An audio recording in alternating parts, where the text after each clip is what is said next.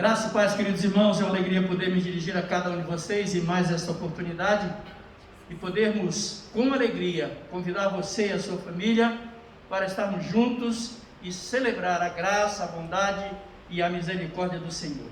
Eu quero, nesse início de adoração, eu quero convidar você a abrir a sua Bíblia no Salmo de número 23, Salmo de número 23, texto muito conhecido, porém muito oportuno para o momento em que nós estamos vivendo, de reafirmar a nossa fé, a nossa confiança naquele que é o Senhor de nossas vidas, aquele que é a razão da nossa existência. Salmo de número 23, nós vamos ler, e eu quero convidar você a nos acompanhar. Se você não tem acesso a uma Bíblia, acredite, eu estarei lendo com fidelidade ao texto da palavra do Senhor. Diz assim a palavra do Senhor: o Senhor é o meu pastor e nada me faltará.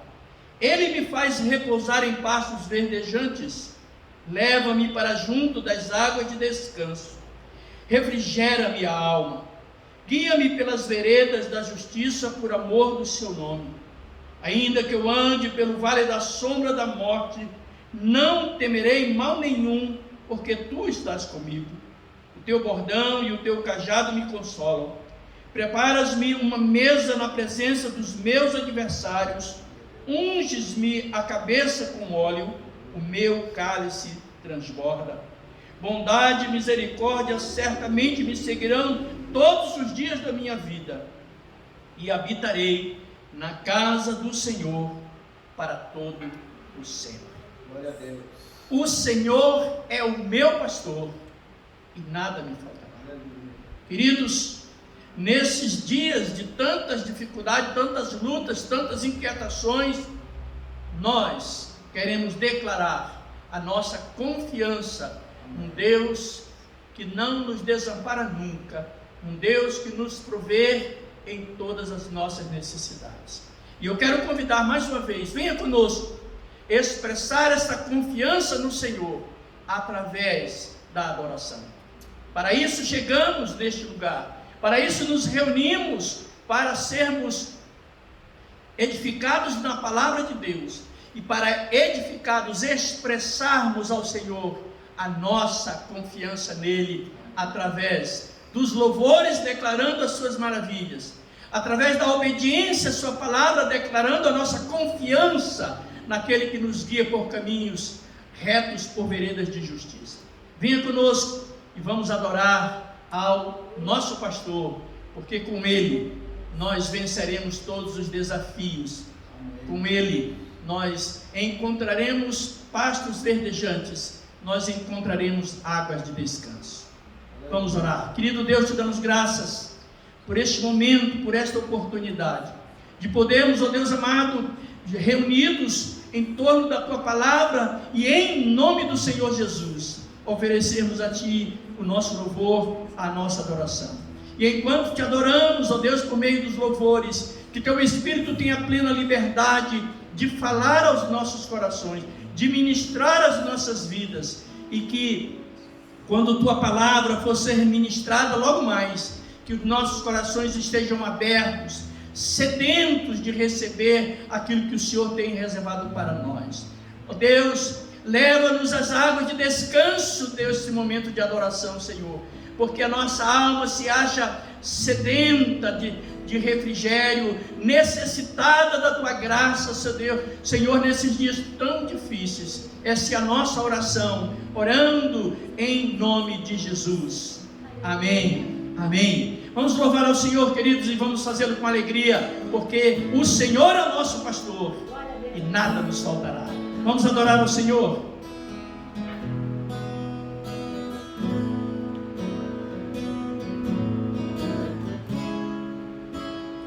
Meu maior prazer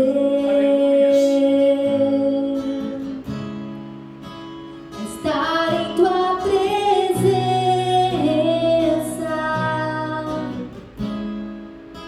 prostrado aos teus pés, te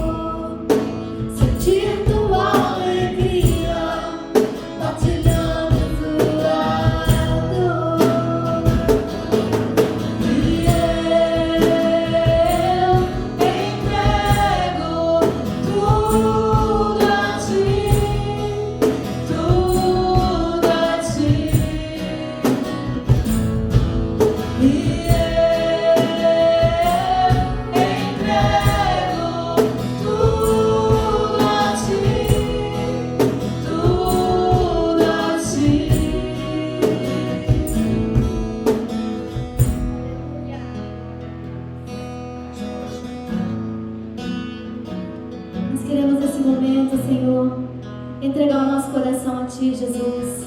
Como diz a canção, tudo eu entrego a Ti, Senhor. Nós queremos entregar nossa vida, Pai, nas Suas mãos. Entregar a palavra, Senhor, que vai ser proclamada agora, Pai. Que ela venha sobre nós, Senhor, como uma semente fértil no nosso coração e que produza fruto, Senhor. Mas desde já nós já Te queremos louvar, Pai. Queremos Te agradecer por esse momento, pela Tua presença aqui no nosso meio, Senhor. Pela presença de cada um que está aqui, Pai. Receba o nosso louvor, receba a nossa oração, Senhor. Que seja, Senhor, o fruto sincero dos nossos lábios, Senhor, em adoração a Ti, Pai. Consagramos a Ti esse culto e entregamos tudo nas Tuas mãos. Em nome de Jesus.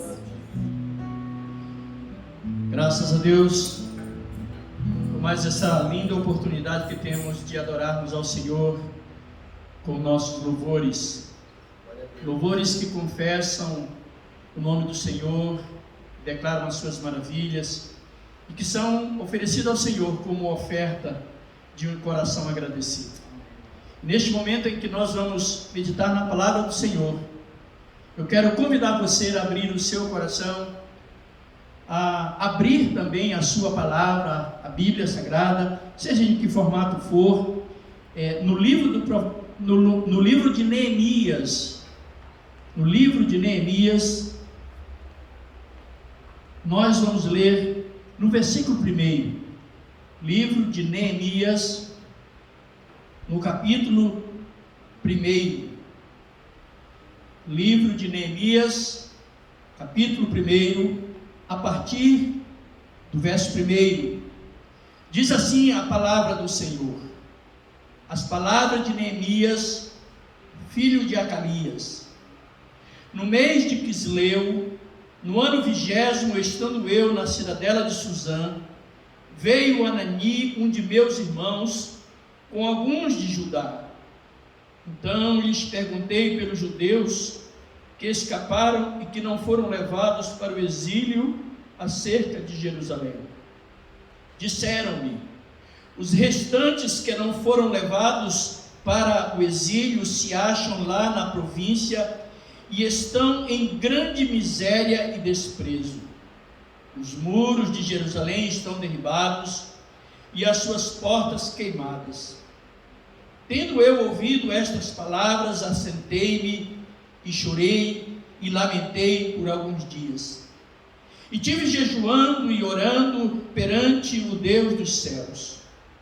E disse: ah, Senhor Deus dos céus, Deus grande e temível, que guardas a aliança e a misericórdia para com aqueles que te amam e guardam os teus mandamentos.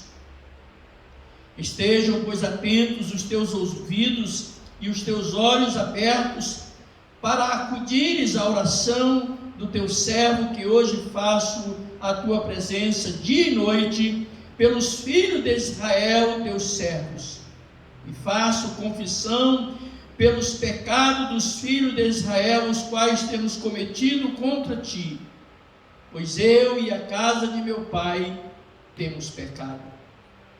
Temos procedido de todo corruptamente contra ti, não temos guardado os mandamentos, nem os estatutos, nem os juízos que ordenastes a Moisés teu servo. Lembra-te da palavra que ordenastes a Moisés teu servo, dizendo: se transgredirdes, eu vos espalharei por entre os povos. Mas se vos converterdes a mim e guardardes os meus mandamentos e os cumprirdes, então, ainda que vossos rejeitados estejam pelas extremidades do céu, de lá os ajuntarei e os trarei para o lugar que tenho escolhido, para ali fazer habitar o meu nome. Estes ainda são teus servos e o teu povo, que resgataste por teu grande poder e com tua poderosa mão. Ah, Senhor, estejam, pois, atentos os teus ouvidos à oração do teu servo e a dos teus servos que te guardam, que se agradam de temer o teu nome. Concede que seja bem sucedido hoje o teu servo, e dá-lhe mercê perante este homem. Neste tempo eu era copeiro do reino. Oremos, queridos. Pai, damos graças, Senhor, mais uma vez, por esta linda oportunidade. O Senhor tem nos conservado, ó Deus, em vida, e tem nos concedido este momento, ó Deus, para te adorarmos, ó Deus, por meio dos louvores, para apresentar ao Senhor as nossas angústias e necessidades por meio da oração, e para sermos exortados, edificados e consolados por meio da tua palavra. Opera, Senhor, nesta hora, com poder e com autoridade, através da tua palavra, falando aos nossos corações.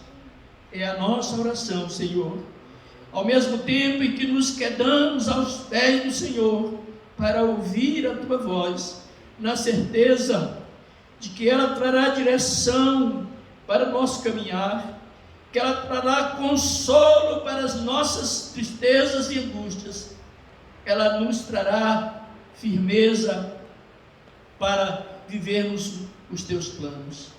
Assim nós oramos, ó Deus, com ações de graças, em nome de Jesus. Amém. Amém. Amém. Glória a Deus.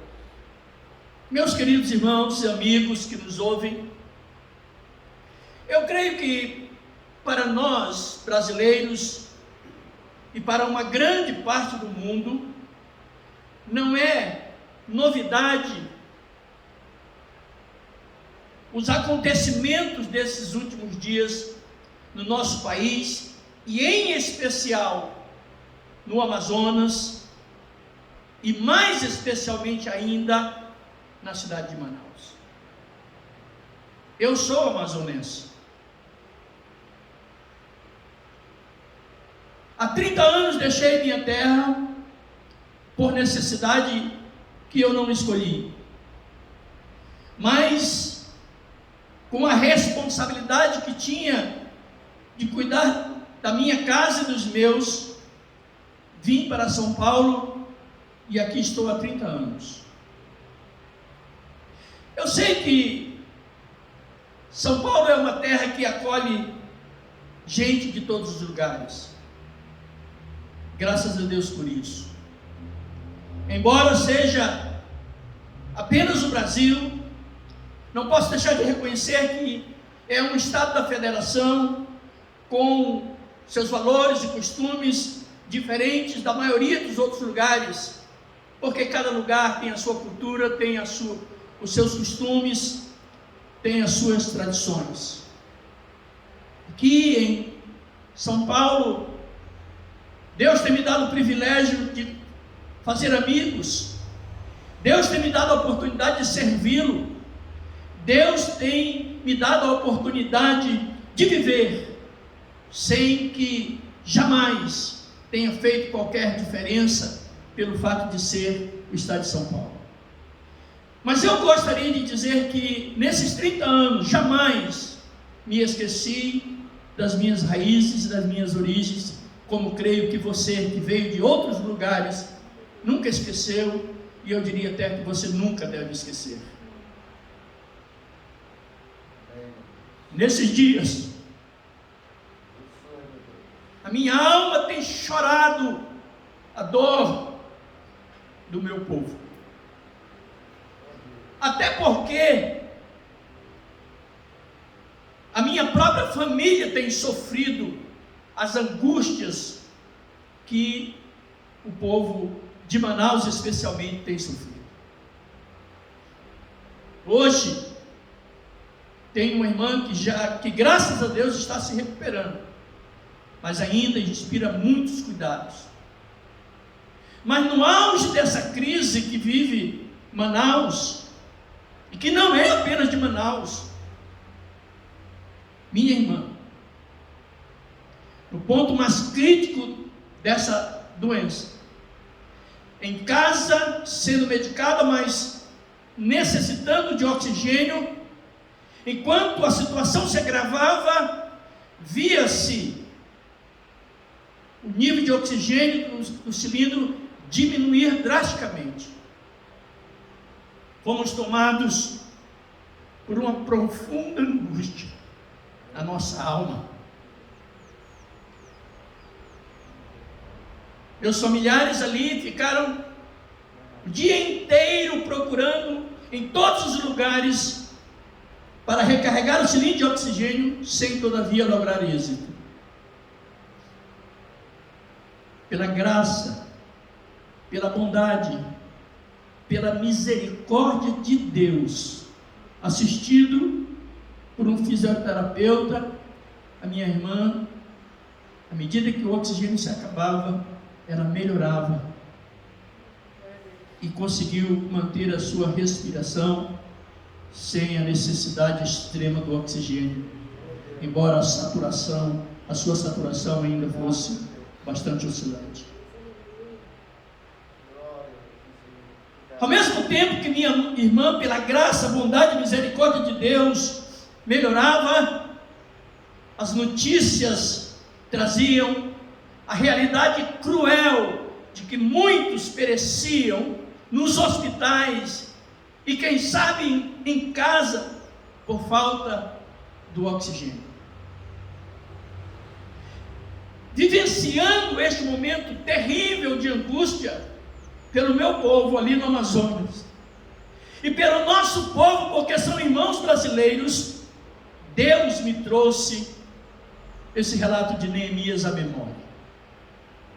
O texto que nós lemos e que vamos reler e caminhar por ele, começa dizendo assim: as palavras de Neemias, filho de Acalias. No mês de Quisleu, no ano 20º, estava eu na cidadela de Suzã. Veio Anani, um de meus irmãos, com alguns de Judá. Então lhes perguntei pelos judeus que escaparam e que não foram levados para o exílio acerca de Jerusalém. Disseram-me: os restantes que não foram levados para o exílio se acham lá na província, e se acham lá na província, estão em grande miséria e desprezo. Os muros de Jerusalém estão derribados e as suas portas queimadas. Vamos primeiramente até aqui. Queridos, a primeira coisa que eu quero chamar a sua atenção, neste momento de tantos problemas que nós estamos vivendo no mundo, mas sobretudo no nosso país, é que o texto de Neemias tem a preocupação, e não é sem razão, nunca foi tão necessário observarmos esses 3 primeiros versículos desse texto, talvez, como agora no tempo que nós estamos vivendo. Neemias, o relato de Neemias faz questão de pontuar de quem ele recebe essas informações. Sabe por quê, queridos?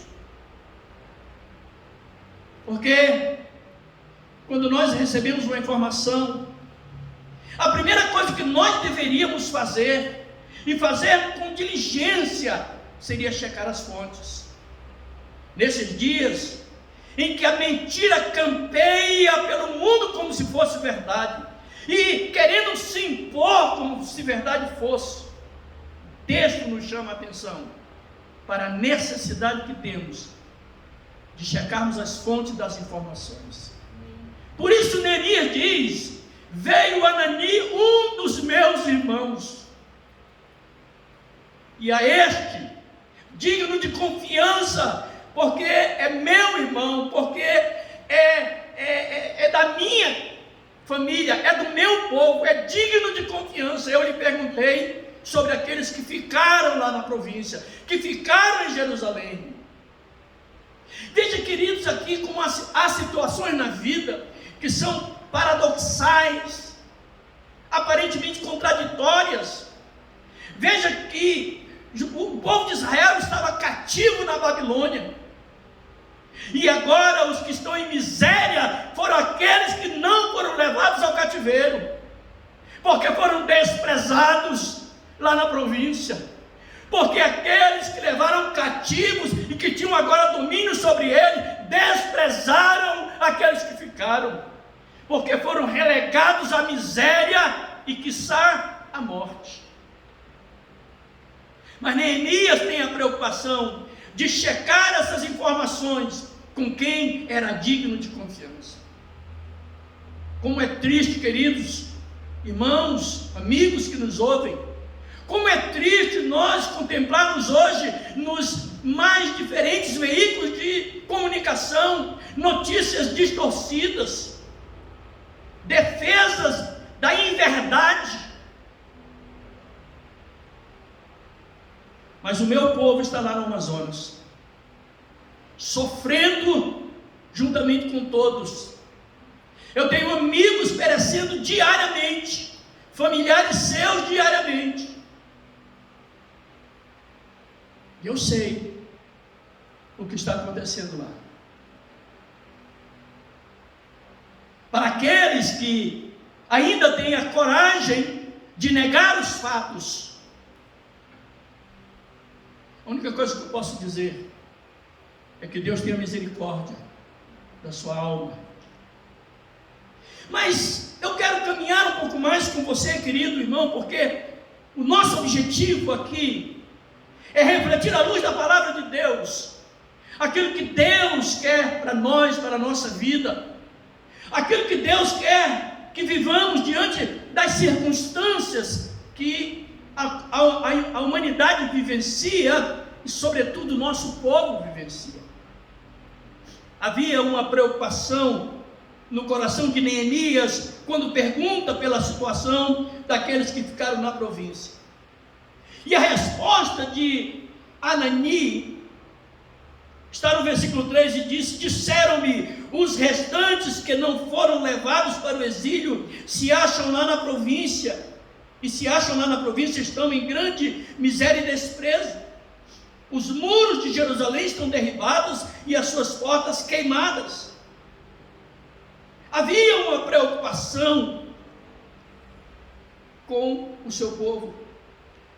Sabe, amados irmãos, isso se chama empatia. Não havia no coração de Neemias a indiferença. Neemias era copeiro do rei. Neemias vivia no palácio. Certamente não faltava nada para Neemias.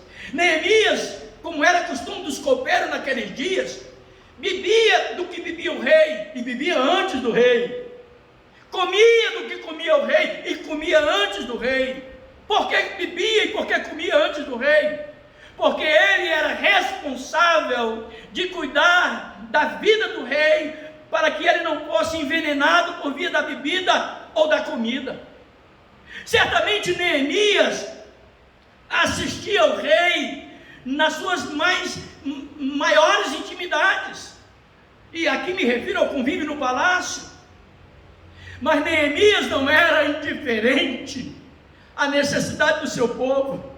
Neemias não ignorava a aflição daqueles que haviam ficado na província, naqueles que se achavam naquele dia desprovidos de qualquer assistência, de qualquer interesse por parte daqueles que habitavam os palácios. Havia empatia no coração de Neemias.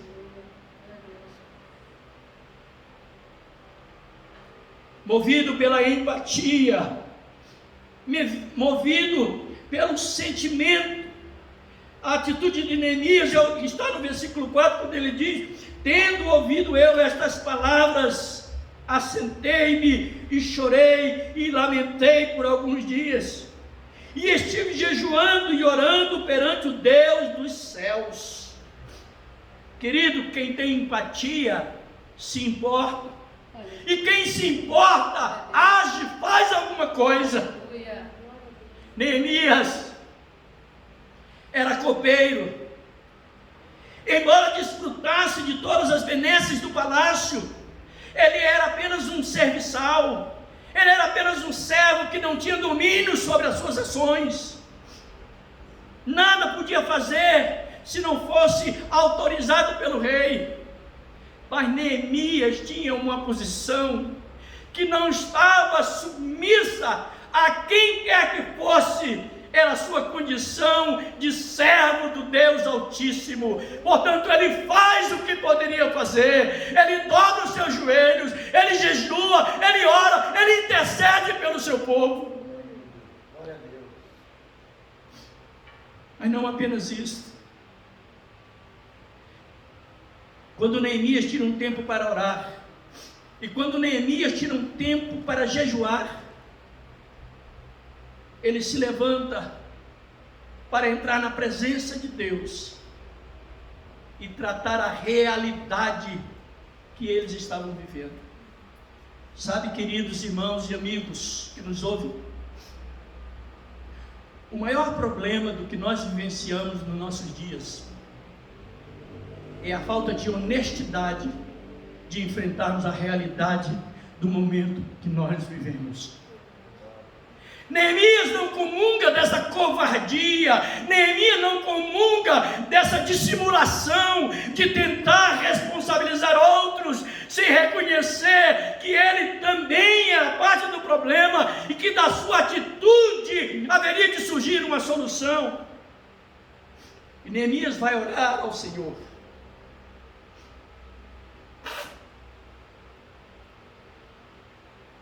E a partir do versículo de número 5,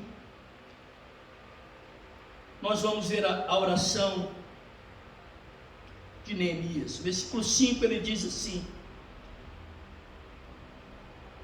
versículo 4, só para nós pegarmos a linha do raciocínio, ele diz: tendo eu ouvido estas palavras, assentei-me, chorei, lamentei por alguns dias, e estive jejuando e orando perante o Deus dos céus, e disse: ah, Senhor, Deus dos céus, Deus grande e temível, que guardas a aliança e a misericórdia para com aqueles que te amam e guardam os teus mandamentos.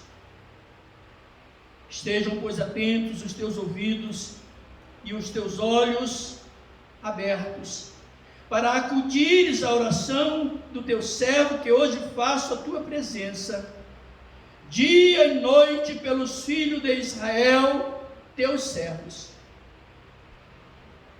Faço confissão pelos pecados dos filhos de Israel, os quais temos cometido contra ti, pois eu e a casa de meu pai temos pecado.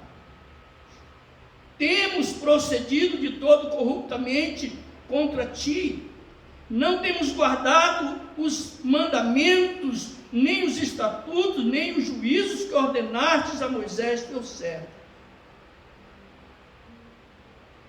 Vamos parar aqui. Paramos no versículo de número 7.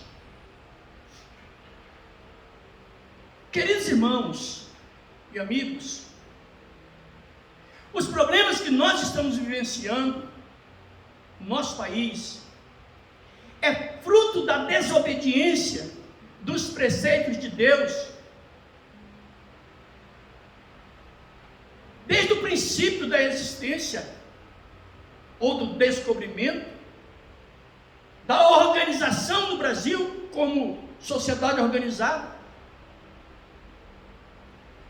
Os problemas que temos vivenciado nesses dias é um acúmulo de irresponsabilidade de todos nós. Neemias, ele ora, e aqui, queridos, é preciso entendermos que quando Neemias ora dizendo que nós temos pecado, eu e a casa de meu pai, Neemias não está colocando todo mundo no mesmo balaio, como nós dizemos popularmente, mas dizendo que, em certa medida, todos nós temos a nossa responsabilidade. Ignorar os preceitos do Senhor nunca ficará sem consequência.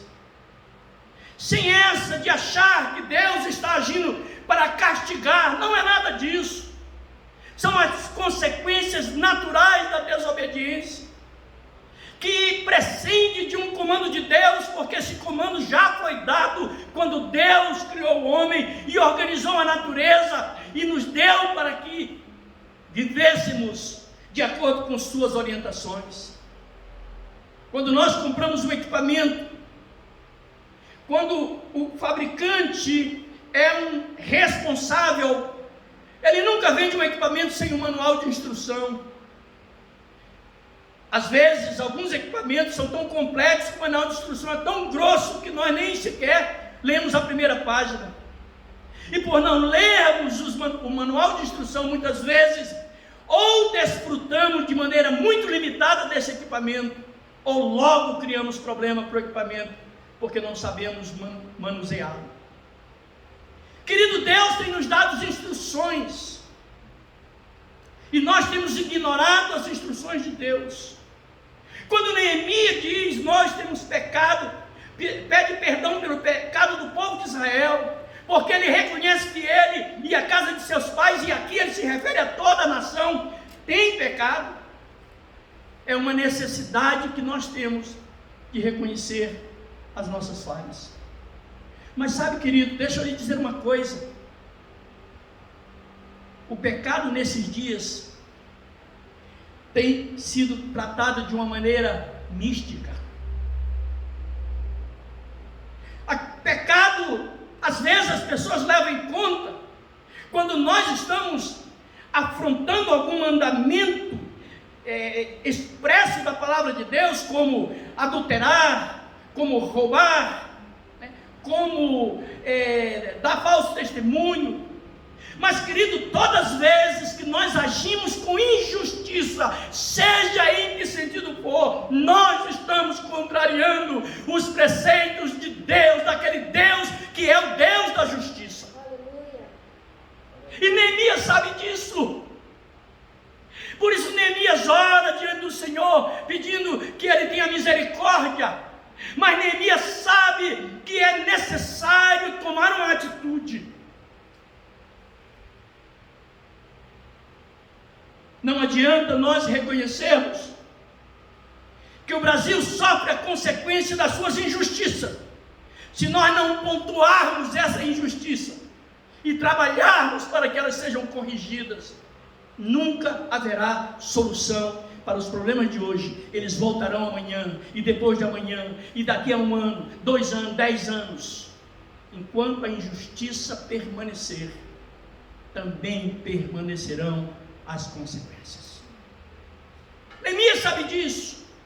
Portanto, Neemias ora, e no versículo 7, repetindo, ele diz: temos procedido de todo corruptamente contra o Senhor. Não temos guardado os mandamentos. Queridos, quando Deus diz que devemos amar o Senhor sobre todas as coisas, não adianta criarmos um jargão, um refrão no nosso Brasil, quando diz Deus acima de todos. Se nós não vivermos essa verdade, se torna até profano e leviano, porque faz-se uma declaração que não se vive. Quando Neemias fala dessa injustiça, da desobediência, da corrupção como fruto da desobediência a Deus, eu me lembro de quando aquele doutor da lei chega para Jesus e pergunta: mestre, qual é o primeiro grande mandamento? E o Senhor diz: amarás o Senhor teu Deus de todo o teu coração, de todo o teu entendimento, de toda a tua força. Esse é o primeiro grande mandamento. E o segundo, semelhante a este: amarás o teu próximo como a ti mesmo. Querido, negar o amor para o nosso próximo, e aqui eu vou dizer uma coisa que eu tenho dito há anos: amor não é sentimento, amor é atitude. Enquanto eu esperar ter sentimento agradável para com alguém, para que eu possa amá-lo, talvez multidões não serão amadas por mim. Mas quando eu mesmo, com um sentimento às vezes até indigno no coração, eu me esforço para não praticar atitude de indignidade, de não praticar o mal que muitas vezes sofremos, eu estou amando o meu próximo. Neemias sabe disso. reconhece que esse ato, quanto mais de desobediência do povo de Israel, é a causa dos sofrimentos. É a causa do sofrimento do seu povo. Ele chega no versículo 8 e diz: lembra-te da palavra que ordenaste a Moisés, teu servo, dizendo: se transgredirdes, eu vos espalharei por entre os povos. Mas se vos converterdes a mim, e guardardes os meus mandamentos e os cumprirdes, então, ainda que os vossos rejeitados estejam pelas extremidades do céu, de lá os ajuntarei e trarei para o lugar que tenho escolhido, para ali fazer habitar o meu nome.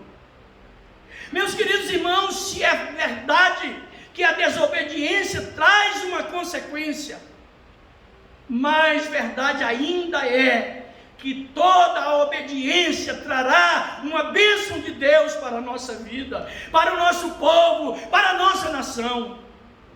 E Neemias sabe disso.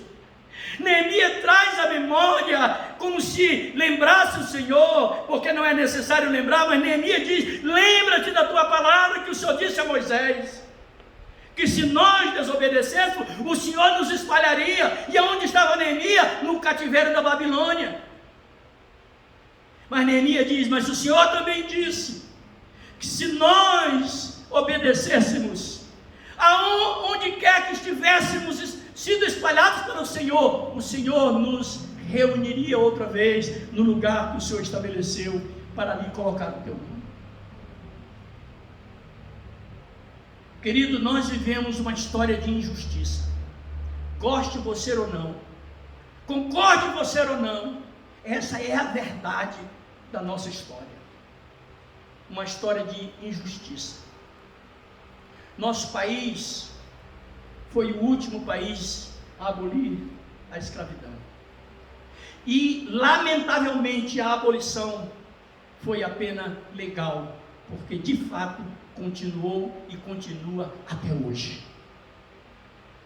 Quantos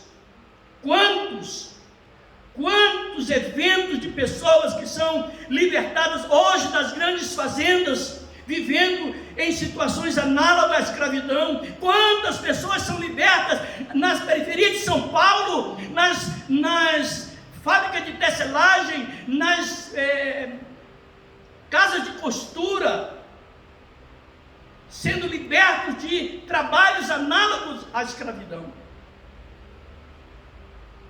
Neemias sabe disso e reconhece que é necessário reconhecer esta situação para que Deus pudesse agir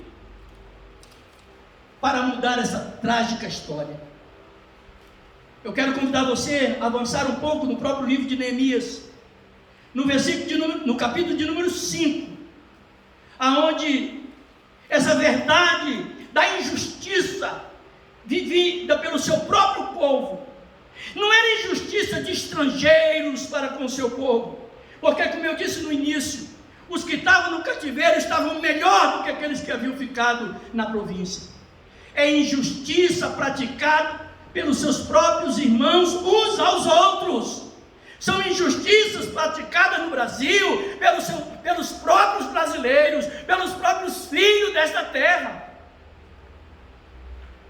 No capítulo 5, quando Neemias tem essa conversa com o povo, veja o que diz o texto: foi grande, porém, o clamor do povo e de suas mulheres contra os judeus, seus irmãos, porque havia os que diziam: somos muitos, nós, nossos filhos e nossas filhas, que se nos dê trigo para que comamos e vivamos. Queridos, há milhões de brasileiros vivendo na miséria, há milhões de brasileiros que não têm o que comer, e há milhares de brasileiros, não são milhões, mas são milhares, vivendo nababescamente, milionários, que cada vez ficam mais ricos, em detrimento da miséria, em detrimento da provisão, melhor dizendo, das multidões de brasileiros que são levados à miséria a cada dia. Talvez você não queira ouvir a continuidade desse sermão, E sabe de uma coisa? Eu posso compreender você se essa for a sua atitude, mas eu tenho que lhe dizer que eu sou obrigado a continuar e vou continuar. Vou continuar. Porque o evangelho que não transforma a condição social de um povo não é o evangelho de Cristo. Não é o evangelho de Cristo. O evangelho de Cristo transforma a realidade de um povo.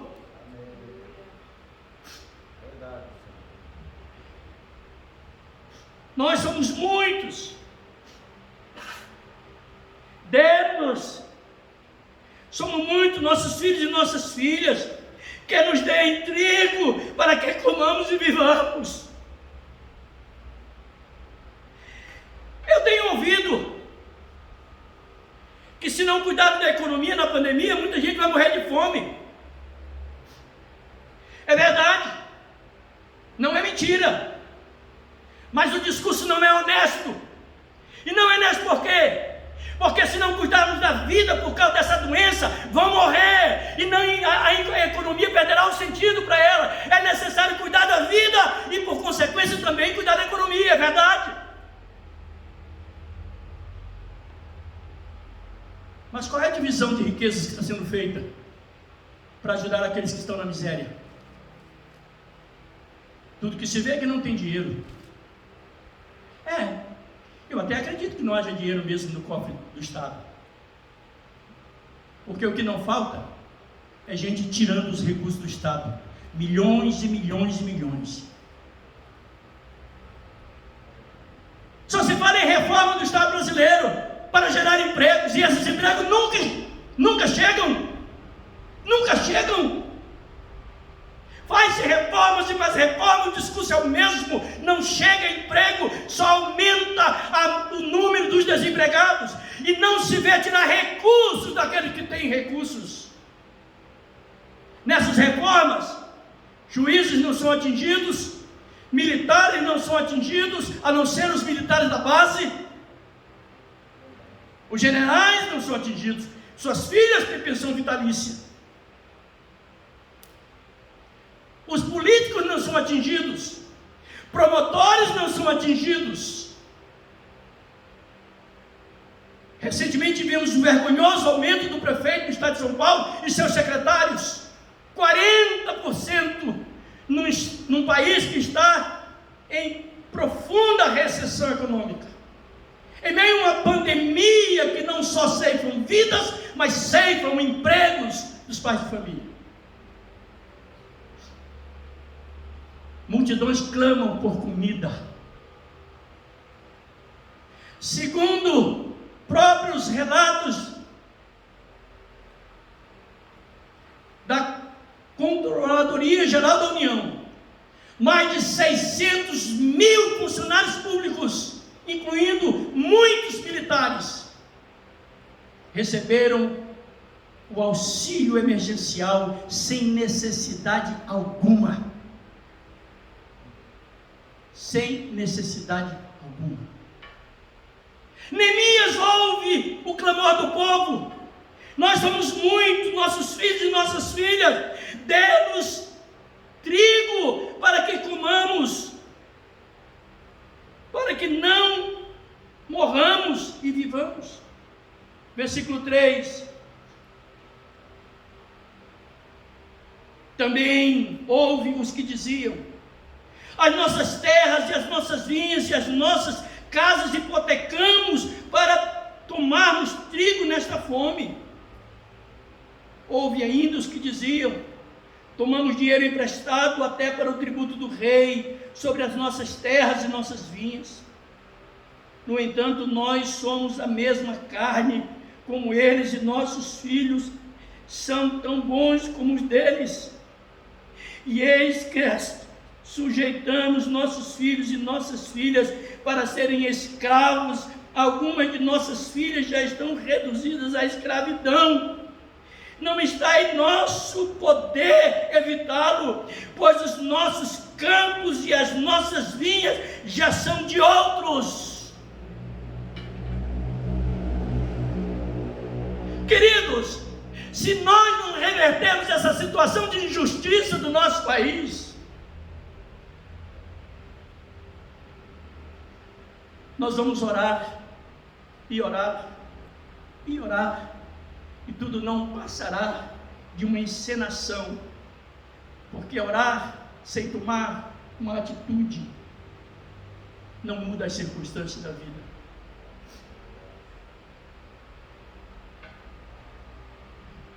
Talvez você fique aí perguntando o que eu já fiz. Poxa, é bom fazer esse discurso, mas o que você tem feito? Temos feito sim, pouco reconheço, mas temos feito o que podemos fazer. Desde o primeiro momento desta pandemia, a nossa comunidade Igreja do Nazareno Jardim Aurélia, e digo isso para a honra e para a glória do Senhor, e digo isso para que tenhamos a autoridade de dizer o que nós estamos dizendo. Nós procuramos assistir todas as famílias que estavam em situação crítica e economicamente falando na nossa comunidade.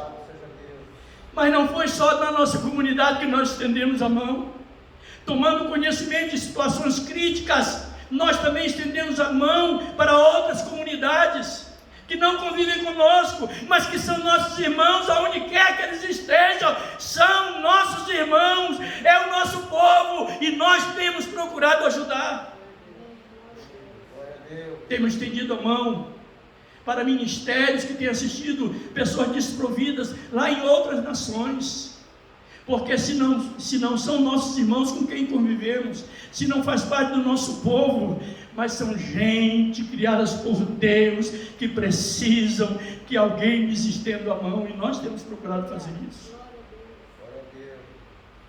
Não estou dizendo isso aqui, mas é necessário. Hoje eu vi uma postagem, e eu achei muito interessante, porque ela vinha nessa direção. A postagem de alguém dizia assim, foi um comentário feito em uma postagem de alguém, elogiando a atitude de alguns artistas que ajudaram Manaus nessa crise com oxigênio. E uma pessoa entrou naquela postagem e disse o seguinte, se dirigindo àquele que havia comentado, porque era um terceiro comentando, e por acaso um político, e aquela pessoa fez um comentário, e a tua ajuda qual foi?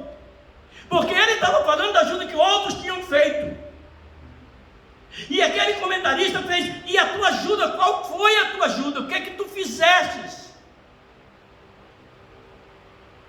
Então nós estamos dizendo isso, querido, para dizer que nós temos procurado fazer, muito pouco eu sei, mas é o que nós temos conseguido fazer, para ajudar, para minimizar a dor, a angústia, daqueles que estão desprovidos do pão. Mas o texto continua, quero que você vá comigo, no versículo de número 5, para retomarmos, aí diz, no entanto, nós somos da mesma carne, como eles, nossos filhos são tão bons quanto eles, e eis que sujeitamos nossos filhos, as nossas filhas para serem escravos, algumas das nossas filhas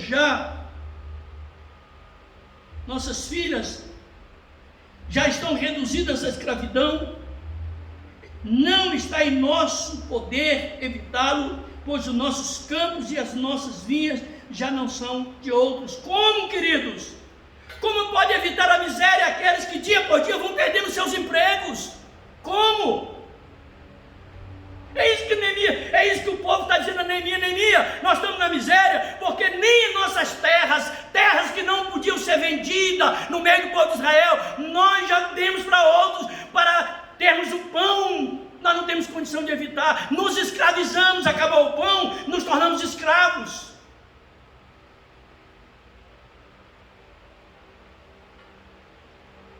Injustiça. Versículo 6 diz, Neemias falando, ouvindo eu, pois, o seu clamor, e estas palavras muito me aborreci. Irmãos, é impossível não ficarmos indignados com a situação que vive o Brasil. É impossível não nos indignarmos, se é que temos o mínimo de sensibilidade, de empatia, nos indignarmos com as injustiças que campeiam esse país desde a sua origem. É impossível não nos indignarmos ouvindo discursos falaciosos. É impossível não nos indignarmos com a pregação de um evangelho que não transforma a nossa sociedade. Neemias ficou indignado. Ele diz: ouvindo tudo isso, eu fiquei aborrecido, muito me aborreci. Versículo 7 diz: depois de ter considerado comigo mesmo, repreendi os nobres e magistrados e lhes disse. Talvez você possa dizer para mim, usando esse texto, Neemias está dizendo que ele repreendeu os nobres e os magistrados. Talvez você possa dizer o seguinte: não adianta repreender a elite perversa que domina esse país, da classe política, a qualquer outra, porque eles são insensíveis. É verdade, eu até concordo com essa triste realidade, mas nem por isso nós temos que deixar de repreender. Onde estão os profetas da nossa geração para condenar tão vil atitude desses que lideram o país em proveito próprio, em desprezo ao nosso povo?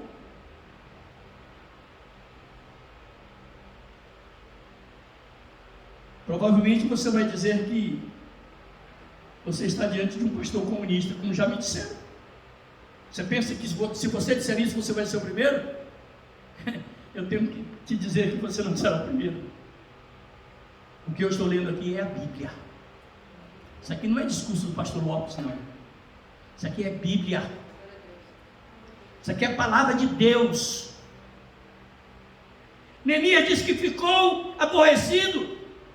Depois, considerando, repreendeu os nobres e os magistrados e disse: preste atenção que disse Neemias: sois usurários, cada um para com seu irmão, e convoquei contra eles um grande ajuntamento. Sois usurários. Irmãos, nós temos uma cepa de brasileiros gananciosos e egoístas, que pouco se importam com a miséria dos demais.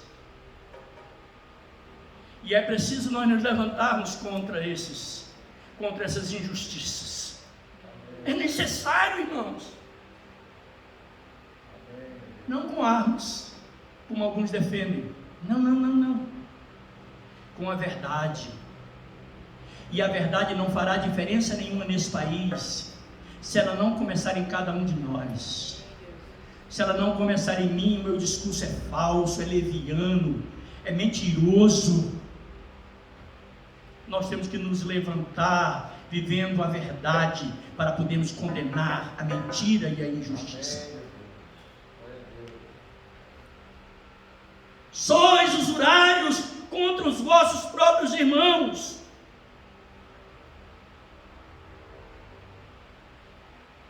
E convoquei um ajuntamento. Versículo 8, ele disse-lhes mais: nós que resgatamos os judeus, nossos irmãos, que foram vendidos a gente segundo nossa posse, e vós outra vez negociareis vossos irmãos para que sejam vendidos a nós. Sabe o que ele está dizendo?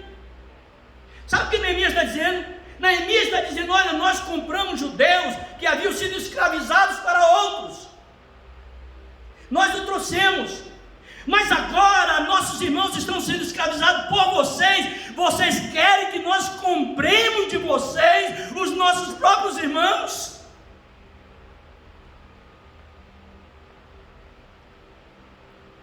Sabe o que Neemias está dizendo? Vocês precisam libertar os vossos irmãos. Não tem recompensa. Talvez você não saiba, porque o que mais temos é desconhecimento da nossa história. Mas quando a princesa Isabel assinou o edito de alforria da escravidão no Brasil, o Estado brasileiro compensou os donos de escravos.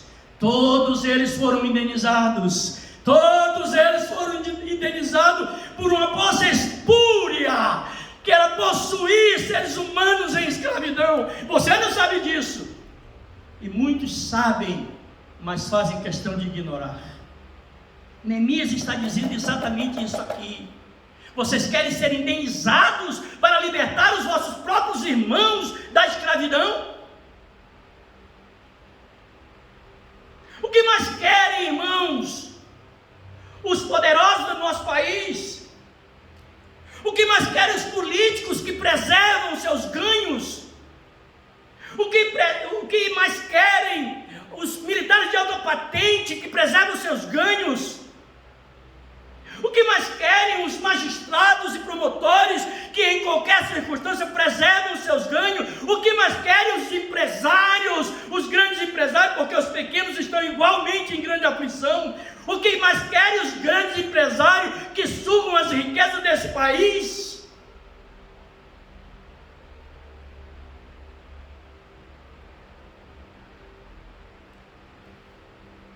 Será que eles querem que o Estado...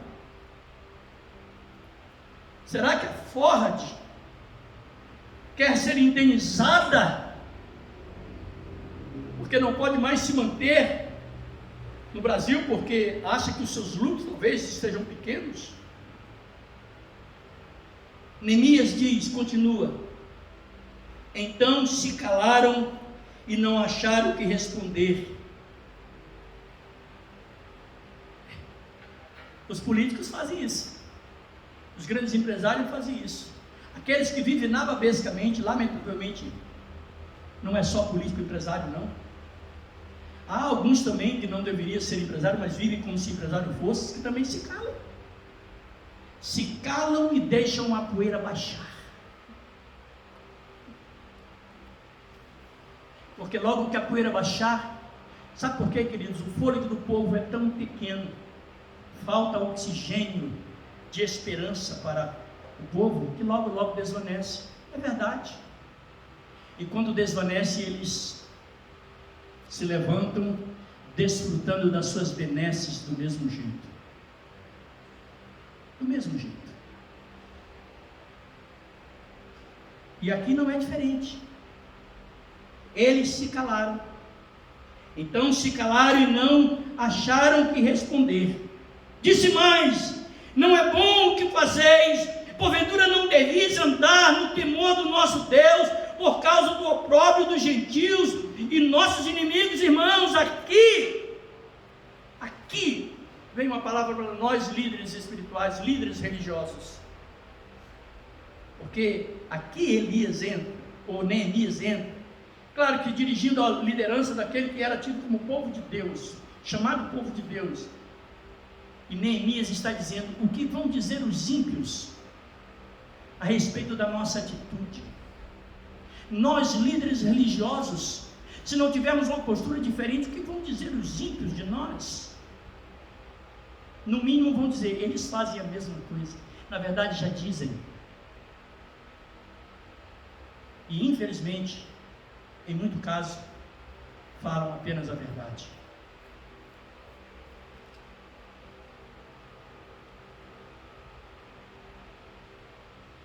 O que é que vão dizer os nossos inimigos?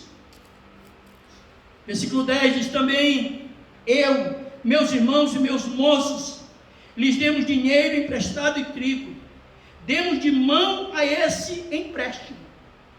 Sabe o que Neemias está dizendo? Aquilo que eu já comentei. Pastor, o seu discurso é falso, é fácil falar disso. Não é falso, porque nós temos, à medida das nossas poucas condições, procurado assistir. Neemias diz que ele e os seus homens estenderam a mão, até emprestaram dinheiro e perdoaram os empréstimos. Recentemente li nas notícias que a ONU pleiteava junto aos países ricos o perdão da dívida dos países mais pobres nesse cenário de pandemia, para que eles pudessem usar esses recursos em assistência ao seu povo. Não sei no que deu isso aí, porque se eu ouvi essa proposta, não ouvi nenhuma resposta a respeito. Talvez você diga, tem muita gente fazendo doações. Eu sei, é verdade, graças a Deus por isso. Mas ainda que não sejam inúteis, são apenas gotas em um oceano de necessidades e de aflições.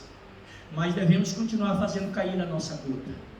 Isso não significa dizer que não adianta nada, adianta sim. Para aquele que recebe uma gota, é um momento a menos na sua sequidão. Neemias está dizendo que ele não cobrava dos outros aquilo que ele mesmo não estava fazendo. Nós não estamos aqui gritando contra as injustiças e praticando a mesma injustiça. Versículo de número 11 diz assim: restituí-lhes hoje, vos peço, as suas terras, as suas vinhas, os seus olivais, as suas casas, como também o 100º do dinheiro do trigo, do vinho, do azeite que exigiste deles. Sabe o que Neemias está dizendo? É necessário distribuir. Não. Mas levanta-se aí um falso discurso de que distribuir é comunismo, distribuir é esquerdismo, distribuir, não. O que impera é o sentimento do acumular, mais e mais e mais e mais. Neemias está dizendo, restituí-lhes.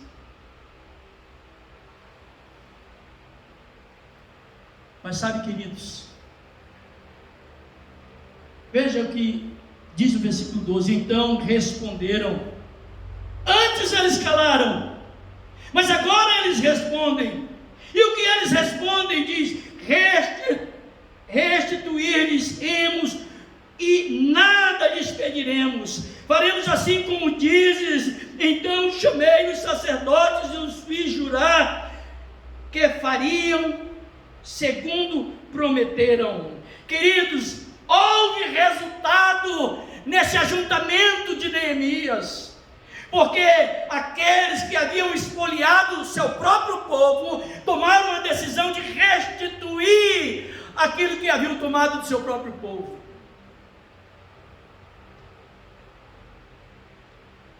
E aqui eu vou dizer aquilo que diz tão bem e de maneira tão linda, canção do Ministério Diante do Trono, quando ele diz, usando um texto de Jó, um dos patriarcas, ele diz: a esperança para o ferido, porque a árvore mesmo cortada o seu tronco, ao cheiro das águas brotará.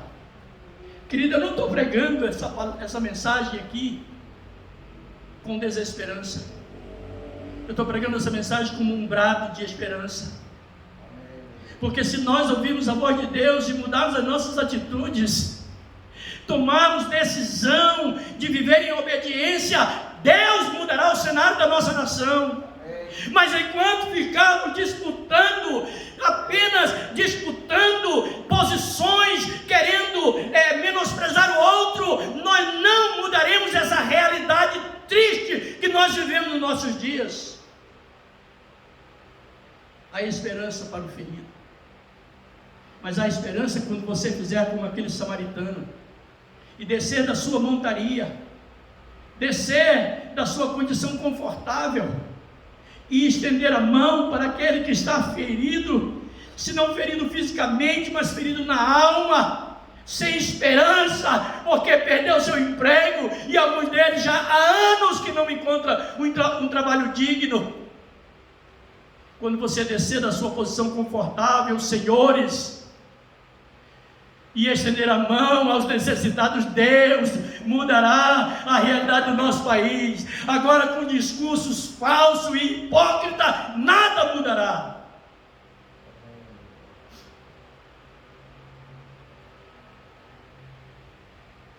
Pense nisso. Pense nisso, Igreja do Senhor. Pense nisso, nação brasileira. Pense nisso, cada um de nós. E façamos o que está ao nosso alcance de fazer, se é que nós queremos realmente mudar essa realidade do nosso país. Minha alma está profundamente angustiada pelo que vivemos no nosso país nos dias de hoje. E aqueles que deveriam se importar e agir ficam discutindo, tentando fugir das suas responsabilidades, tentando transferi-las a outros. Eu quero orar com você. Eu quero abrir o meu coração diante do Senhor e espero e convido que você faça o mesmo. Abrir o meu coração de maneira que Deus possa fazer o que Ele precisa fazer. Se eu preciso ser repreendido, que Ele o faça. Se eu preciso ser exortado, que Ele me exorte. Se eu preciso ser edificado, que Ele me edifique. E eu preciso disso. E se eu preciso ser consolado, que Ele me console. Eu quero orar com você. Pai querido, te damos graças, Senhor, porque em Ti habita a esperança, porque Tu és o Deus da esperança. E nesse cenário, ó Deus, de angústia da minha alma,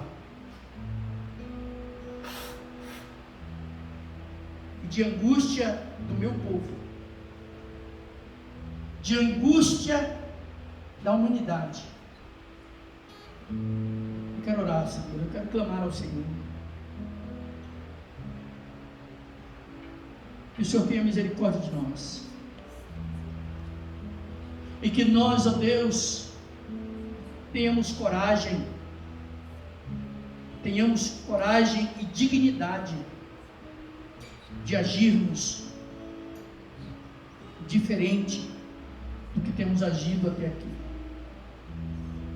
Se queremos que o Brasil seja um país digno, precisamos mudar as nossas atitudes. Senhor, em nome de Jesus, socorre o nosso povo, socorre o Amazonas, meu Deus, socorre o Brasil, porque talvez hoje alguém olhe para o Amazonas considerando uma situação isolada, mas não é. Se não tivermos a coragem e a dignidade de mudarmos as nossas atitudes, o que vemos hoje no Amazonas, o que vemos hoje no Rio de Janeiro, o que vemos hoje, Deus, em São Paulo, em certa medida, poderemos ver em todo o Brasil. Se for mantido, ó Deus, a irresponsabilidade,